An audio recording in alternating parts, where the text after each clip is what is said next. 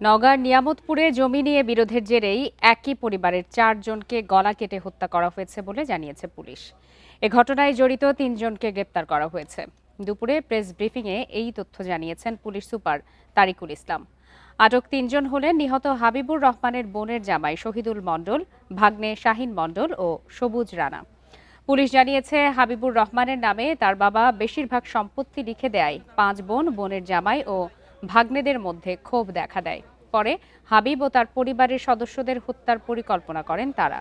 ঘটনার রাতে প্রথমে হাবিবকে গলা কেটে হত্যার পর তার স্ত্রী পপি এবং ২ সন্তান পারভেজ ও সাদিয়াকে হত্যা করে আসামিরা।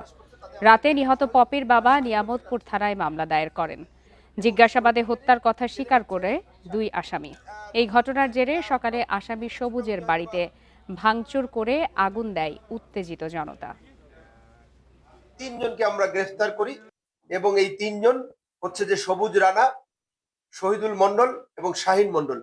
এবং এই ৩ জনই এর মধ্যে ৩ জনের মধ্যে ২ জন সবুজ রানা এবং শহীদুল মণ্ডল আমাদের কাছে পুরা কিলিং এর কথা স্বীকার করেছে। জমি নিয়ে বিরোধ এবং এবং যে তাদের মধ্যে যে ক্ষোভ ছিল যে বঞ্চিত হওয়ার, এ থেকেই এই ঘটনার সূত্রপাত হয়েছে।